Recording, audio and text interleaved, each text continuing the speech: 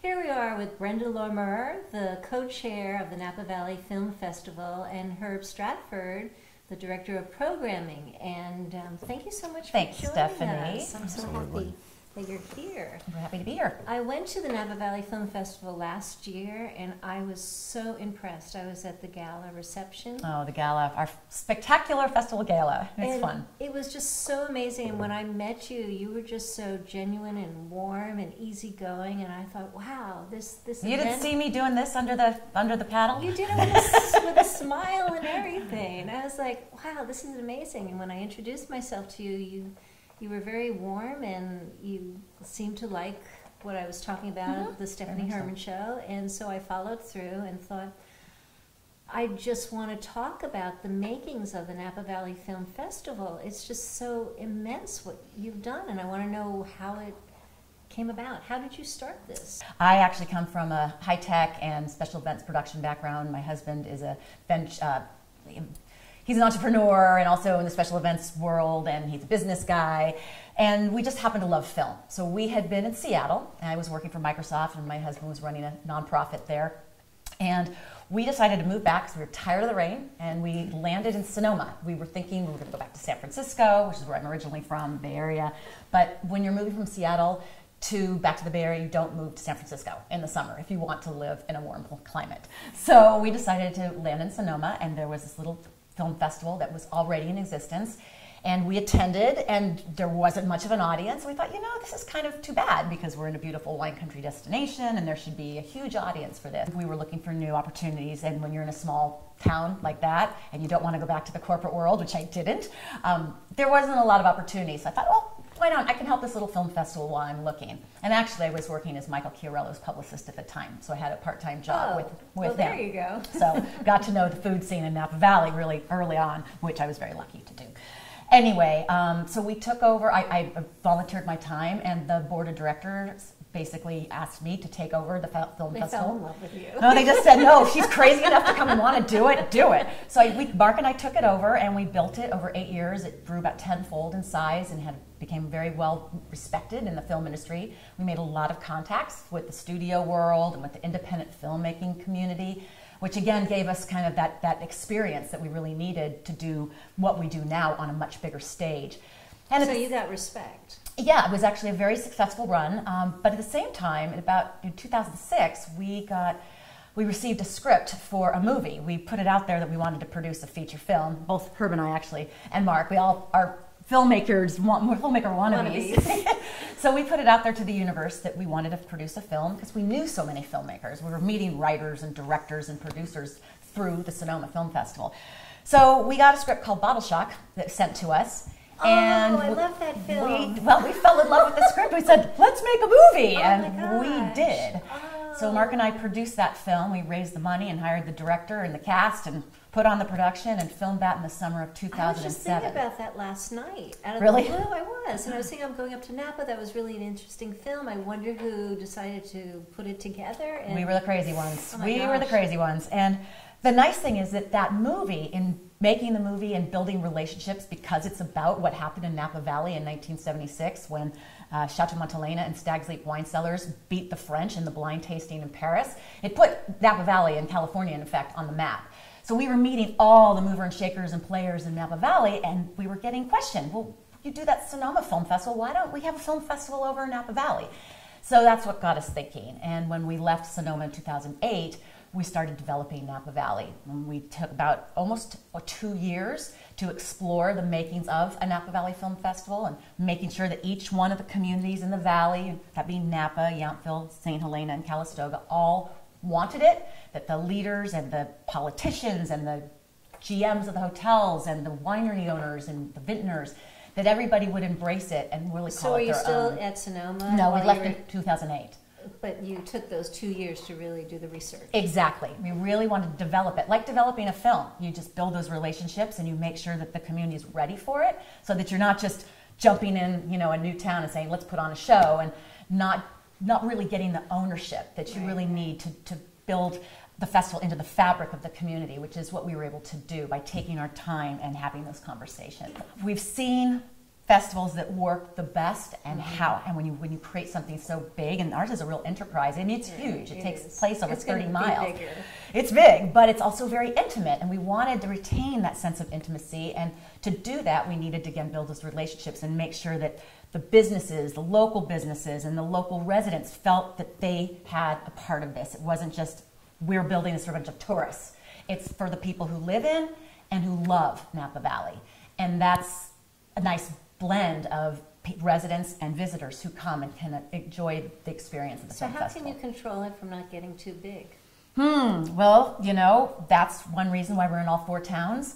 We create the festival that occurs over 5 days, and this year that's November 12th to the 16th. So how many movies? Well, let's Herb speak to the films. I think. You know, last year we were about 125 films, and we'll probably be pretty close to that as well. How many days? Well, it's over the 5 days. You know, 4 villages, 12 to 13 screening venues. So it's a busy schedule. I mean, I would say that probably about 45 to 50 of those are feature length, and the rest of them are going to be shorts. So it's a lot of, you know, we saw almost 700 entries this year. So we had a lot to pick from, but of course we pick only the best. So that's what's very, nice. very discriminating. We have discriminating tastes. Yes, we do. But accessible. We want to pick up a Do you have different tastes? I'd say we're pretty good about. Yeah, I mean the thing is you don't necessarily want to just program for one specific audience. I mean, obviously we have to acknowledge the fact that we know who our audience is, who's going to be coming to Napa, and who lives here. But by the same token, we also want to give them stories that are compelling and interesting, and things that they want to continue the conversation about. And that's one of our big things, being food, film, and wine, a catalyst for conversation. So we want to be starting conversations. Definitely. Yeah. So you know, we don't want to show you something that you could see anywhere else. We want to show you things that are compelling, things that moved us, stories that need to be told and need to be heard. And so, can you let me know some films that are coming this year? Well, we have some really fascinating things. This year, our documentary competition, this year we actually, for the first time, we're having a competition that pairs with our narrative competition. So we actually have a $10,000 cash prize, and we have these 8 to 10 filmmakers are considered our artists in residence, both in narrative and in documentary competition. So those folks are competing for a cash prize, and some of the films, there's a fascinating documentary about the Congressman Barney Frank, which is really interesting, about it's called The Improbable Rise of Barney Frank, compared to what. Also, there's a movie called #Chicago Girl, and this is about a Syrian girl, teenager, who is controlling part of the Syrian resistance and the Syrian uprising from her social media account in Chicago. And she's actually an expat. She lives in Chicago with her family. They were chased out of the country, and she's helping organize from outside of the country. So it's a fascinating look at how media has changed and how people, you know, how the world has changed because of social media. And you know, of course, that sometimes scares me in war. You know, war, that the social media really has more control than we think. Well, the Arab Spring was a real clear demonstration of how that can go, and it can either go very fast like it did in Egypt, or like in Syria, it's been going on for 150 plus days, and there still is there's not an answer. So it seems like there's ways around that. So those are very interesting. Also a fascinating documentary called Underwater Dreams, which is about a group of kids in an Arizona high school that build a remote operated ROV, remote operated vehicle, which is like the kind of underwater submarines, you know, that are controlled. And they go on to compete at a national level against MIT and some colleges. And the surprise is, of course, that they do very well. And so it's a nice story about these kids and how inspirational, aspirational this story was, because they were able to take on, no one took them seriously, and they did an amazing job. So really fascinating documentaries, some wonderful narrative films that we're working on, and some of these are going to be world premieres, California premieres, West Coast premieres. A lot of romance, actually, in the narrative feature competition, which is kind of fun. So you've got a nice blend of genres that make up those narrative competitions. And as Herb said, that these 10 filmmakers, both in the narrative and the documentary categories, they all get to stay at Meadowood for 6 nights. Meadowood hosts them, and they have sessions during the day with film industry veterans that we bring up from LA and New York, who talk to them about their careers and their projects, their challenges. So it's a real, true networking experience and a learning experience for these younger directors who are up and coming. Is there a name of that organization that they developed? Our program's called Artists in Residence Programs, and then we select those directors and their films to not only they're part of the competition, but then they also get to stay at Meadowood and have these networking sessions with these industry veterans. So I told you she was nice. It's an amazing program. These filmmakers they're just over the moon that they get that opportunity. Well, you know, so many other festivals, when you're a director and you go there, they hand you a couple of drink tickets and say, show up at your screening and do a Q&A afterwards. And we really felt that we're so passionate about independent film and about the craft and trying to help filmmakers take it to the next level and continue to be working artists, that we want to give them every tool possible to make that success and to make that leap. And so these master classes, in essence, not only are they intimate because it's just that group of 10 people with 2 or 3 faculty people, but it's those relationships that they build that then will help them move forward. And the filmmakers, even from last year, they're all friends, they're all appearing in each other's films, they're helping each other. So it's something that nobody else does, and that's something we're really proud of. And you asked earlier about how do you keep it from getting too big. And again, I think that the programs that we build and the way we utilize and leverage the communities, we literally create a festival in each one of the 4 towns that happens at the same time, over these 5 days. And each town, each festival experience is very different. I mean, Napa has a very different personality than Yountville, and Yountville has a very different personality than Calistoga. Same with St. Helena. So we create venues, screening venues that are literally characters in and of themselves and reflect the brand and the identity of the community. So in Calistoga, for instance, you're watching a film in an airplane hangar out in the middle of a field, drinking a glass of wine or drinking a Stella Artois, in the middle of a cow town. And yet in Yountville, you're watching a movie in a barrel room, drinking a glass of wine in a very civilized way. So right down the street from more Michelin 3-star restaurants exactly. than any place else in the world. So it really does remain intimate. And so as we grow, we'll just grow within each town, creating more venues, but we're not going to lose that sense of walkable village, intimate, be able to see a movie, hear from the director and the actor and the producer, and by the way, then go and get a glass of wine in one of our wine pavilions and bump into who you've just seen, talk after the movie, and continue that conversation. So it's going to, the brand that we created, we're going to do our very best to protect as it gets bigger and bigger. So how many tickets do you stop selling a certain amount at a certain time? No, I mean, so like last year, did you sell how many tickets? Well, we sell passes. Passes. Yes, like and 100. We had about 7,500 people show up, and that translates to about 32,000 total attendance. So that's butts and seats, as we say. So you count how many people came, and then on average how many films they saw. We have a very voracious. Our audience has a very voracious appetite for the films and events. So this year, do you want to sell more tickets? Oh yeah, we're trying to increase dramatically. We've got is there a a lot. Cap? You don't want to go over because then they'll have no hotels to stay in. That's the thing is we're growing in sync with the number of hotel rooms that continue to grow, or to continue to come into Napa. So there's 2 huge hotel properties plus another auberge property. All of them are going to be coming in the next couple of years. So you're helping business here. Absolutely, and it's part of our promise to give back and to contribute to the economic improvement and the growth of the valley at large. So as we grow, we'll continue to use additional screening venues. We've got barrel rooms and wineries lining up asking to become a screening venue. Of course, that was great for them, and we'll build that growth as more hotels become available. So in the nucleus of your business, how many people were working? Our core team is 9 of us, I think. It's small.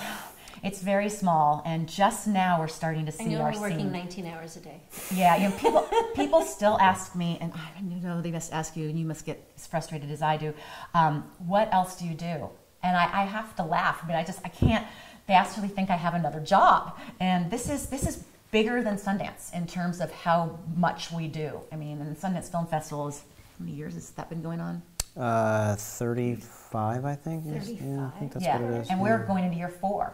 And it's already, the footprint of our festival is bigger than Sundance in Park City. So the 9 of us work pretty much every day, all year round, and then just now, it's kind of exciting, we start to kind of explode at the seams. We have all the seasonal help start coming in now, so our operations team starts to get bigger, and Herb's programming department gets bigger.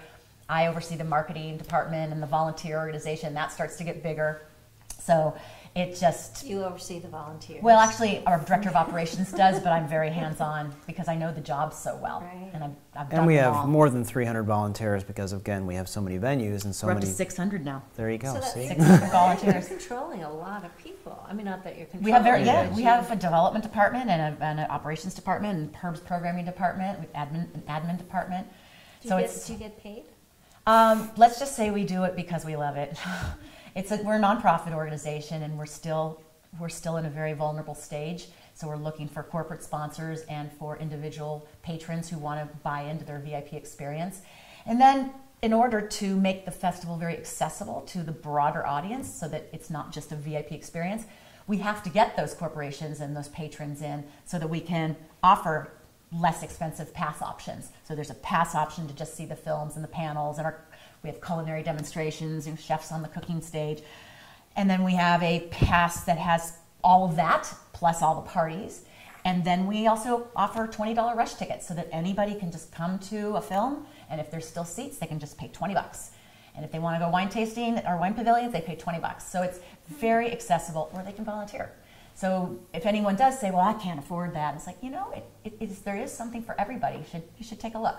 And that's As a something. volunteer, can they go to the gala? No, Okay. not unless they...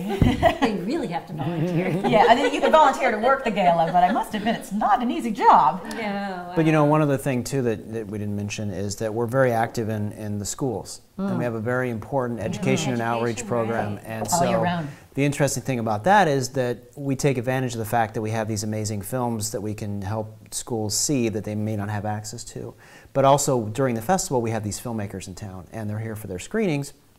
We're able to bring them out into the schools and let them interact with students. So last year, the director Frida Lee Mock, who's an Academy Award-winning documentary filmmaker, she was here with her new film Anita, about Anita Hill, and Anita was here, and she only came to 3 festivals. It was Sundance, us, and I think it was the New York Doc Fest. So having Anita Hill, such a pivotal figure in history, going into 3 or 4 Valley schools and taking questions from students. It was amazing. Absolutely. Powerful. Amazing. That's Amazing actually experience. one of the things that someone says, you know, what really drives you? When you're watching these kids interact with these filmmakers and the subjects of these films, or an actor in a film, we bring issue-based films into the schools to talk about, as Herb said, and it's unbelievable. These films are transformative, and these kids walk out and go, wow, I didn't have any idea that was happening in Uganda, that these cyclists competed in the Olympics under such stressful conditions, and you know, there are these issues that they just don't talk about at home, or homes that they don't have. So it's, you know, Napa County, people don't know this, but there's the wealthiest community. Napa County has the largest population of underprivileged and poor children in the state of California outside of East LA. It's a very poor county, and yet it has this very rich, small population. And it's a misnomer to think of Napa County as a rich place. It's not. It has its wealthy community. The percentage is It's more poor than it is wealthy. It's just a huge divide. There is very little middle class. So we really take that to heart. And when you look at the school statistics and you see, you know, most of the kids are Latino, and they're in lunch programs, and they don't have any money, and they're one single parent homes. Those are the kids who are being affected by these films. So it's pretty powerful. Does the public access channel here ever offer teachings to kids for learning how to do camera? We do. We do you workshops, do that too. and we Okay. do it in conjunction with the Unified School District. We do it in conjunction with a couple of the more privileged schools that have equipment.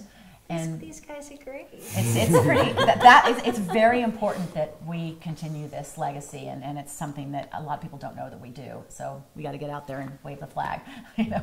Well, and there's a reason why the makings of the Napa Valley Film Festival is going to be on the Stephanie Herman Show, because I want to share with everybody what an amazing job you're both doing. Thank you. Thank you you. so much for coming. Thank you.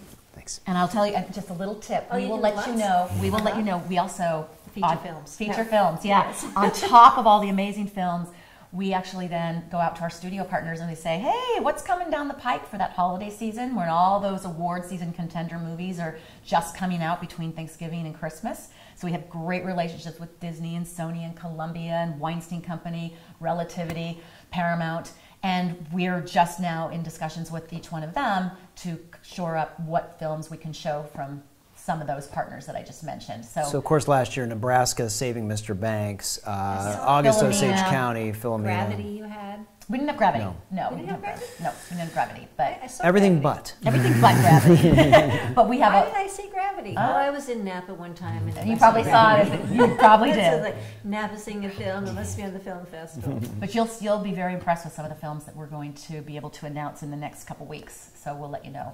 Okay. Just expect some big names and some big celebrities, which we're excited Can't about. wait. Well, one of the things that I really noticed when I went last year was waiting online for these films, you know, or going to a restaurant. You talk to people. Oh, did you see? You see Right. their passes, and you Right. start saying, "Oh, I saw this movie. It was really. I saw him Saving Mr. Banks. It was really great. Oh, you did? Oh, I didn't Yep. know it would be. Okay, I'm going to go." And so the whole town becomes the Napa Valley Film Festival, and more people are. I mean, Napa's pretty friendly, but it's is. even more friendly. But it's a different conversation during the film festival. Yeah, People are then- talking about topics that they usually don't talk about. I mean, you always talk about food and wine, we're lucky, but then you're all of a sudden hearing people talk about the filmmakers and the films they saw, and that's very rewarding. You just hear the buzz just gets louder and louder, and we want that to happen. Well, better get your tickets now. Thank you so much. Thanks, Doug, Thank for you. having us. Take care.